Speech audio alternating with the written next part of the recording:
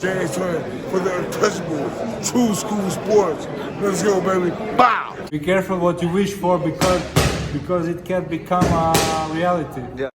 All right, so we're going to go ahead and talk about this featherweight division some more. You guys know that this is my favorite weight class in boxing because we had some really intriguing news that was reported by Salvador Rodriguez of ESPN. And I'm not sure what to make of it. You know, I'm not like angry about it. I'm not happy about it. It's just kind of meh. It's kind of in the middle. You know, I'll call it top rank meh. It's just like one of those fights that Top Rank makes that, you know, is kind of good, but you don't really care about it because nobody asked for this shit. Like, it's a Top Rank meh type of fight. And so it was reported that Rafael Espinoza is going to be fighting Edward Vazquez, defending his WBO title against Edward Vazquez as the co-main event of Naoya Inoue's U.S. fight in May. So, what do I make of this fight? Now, this is how I look at it.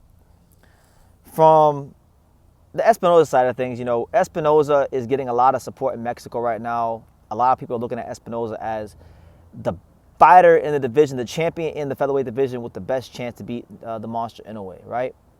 And so, because of that, because of the perception of that of how they see him, Top Rank is going to try to put him in with good solid fighters, but fighters that he could just look good against and beat the brakes off of, so that, you know, they can continue drumming up interest for Espinoza and get the hype train even bigger, right? And like, Edward Vazquez is a good fighter. I like Edward Vazquez. I respect him. He beat my boy Daniel Bailey in a good fight. I thought he beat Raymond Ford a couple years ago. You know, he fought Joe Cordina, gave him hell. You know, at 130, he is a world championship level fighter. Now, this fight is not going to be at 130. Vazquez is going to have to drain himself to go to featherweight. So, Vazquez is not a big puncher in the weight class that's higher than this. Why would I believe that he's going to punch any bigger, any harder as a featherweight? You know, where he's going to have to drain himself. I understand why he took the fight. You know, it's an opportunity to fight against, you know, he's Mexican-American.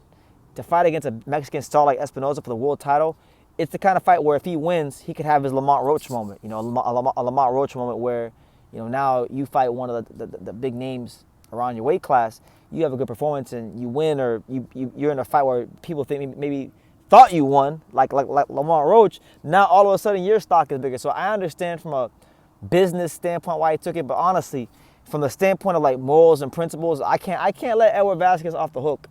I can't. He ducked Raymond Ford. Honestly, he ducked the living daylights out of the Raymond Ford rematch, because for years on end, I heard Vazquez talk about how Raymond Ford is ducking the rematch and how he beat him. Like, one of the things that he's built his reputation off of in boxing is, you know, getting robbed against Raymond Ford. So they had the Raymond Ford fight signed. Raymond Ford was talking about it. He was kind of talking about it on Twitter.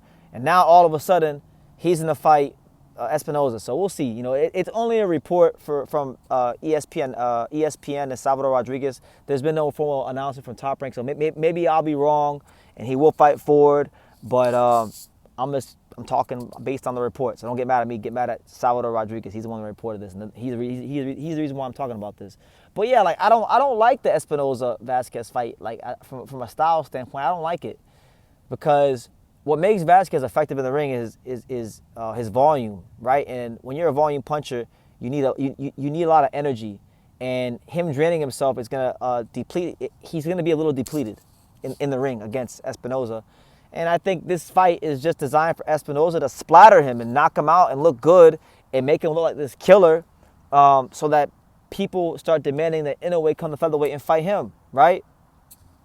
That's how I see it. And the fact that it's going to be on the Inoue card as co-main event lets you know that what the play is from Top Rank, what the play is from all parties involved, Zampa Promotions, Fernando Beltran, all them guys. So that being said, I would rather Espinoza fight, you know, like Angelo Leo. You know, Angelo's going to fight Kameda in May, but I would have liked to have seen Top Rank maybe get Espinoza a little stay busy fight with somebody lower in the rankings at featherweight, which this is kind of like that, but I would like Vazquez to fight Ford in the rematch. I feel like that would have been a great rivalry fight for boxing. Obviously, it's still going to be there, even if he loses this fight, so I understand the line of thinking, but I'm just tired of boxing doing this, man. Like, you can't let fights marinate. Like, you had the fight lined up. You were going to fight him. You backed out.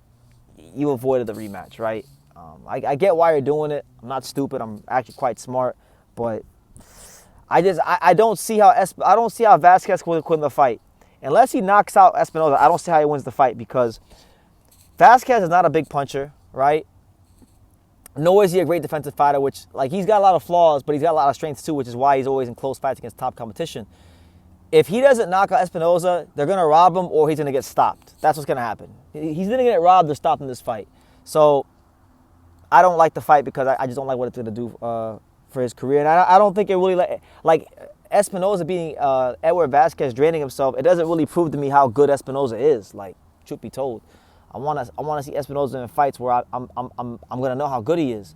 I really want to see him fight Angelo Leo, because I think a lot of you guys, I like Espinoza. I got respect for him and his team and him as a fighter, but I think a lot of y'all doing too much talking and overrating him. And I think that Angelo has quite a few, not just something, but quite a few somethings for Espinoza. And I look forward to Angelo proving a lot of y'all wrong if they do fight. But, you know, Top Rank has their plans, and right now I think that plan is to build up all these guys at featherweight as much as possible for when Inoue does come up. That's why I think Angelo's fighting in Japan, right?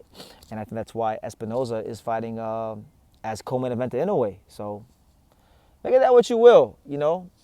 Good luck to Edward Vazquez. I respect him as a fighter. He's a blue collar, no nonsense, no bullshit kind of a fighter. But I do think it is in poor taste to not fight Raymond Ford when you spent all these years calling for the rematch, talking about how you were how he was robbed. You got screwed in that fight. You got the chance to fight him. Now you're gonna fight Espinoza. Now you fight Espinoza. I don't care if Vazquez wins or loses. I'm telling you right now, win or lose, he's gonna take some damage in that fight. You don't fight no Rafael Espinoza and don't take damage. So, you know, if you fight her Ford in a rematch now, I feel like you're gonna be a little compromised in the rematch, and it won't be what it could have been now when you were in good form, coming off of some good wins. And that's just my opinion. But best luck to him. You know, I've been watching the fight. You know, Vazquez always comes to fight. I got no doubt that he'll give it his best, and I just don't think he's gonna have anything to keep Espinoza off of him or to deter him. But he's a crafty fighter, and I look forward to seeing what he can do in the fight. But it's just a meh. It's a meh kind of fight. It's a pointless fight, in my opinion. But I know why Top Rank made it, and I know why Vazquez took it. So leave your comments down below. Make sure you guys take the time to subscribe. And like I say in every single one of these videos, you can love me or you can hate me.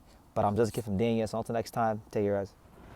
Thank you for watching another video on the untouchable True School Sports Empire. For more great boxing content just like this, make sure you click right over here.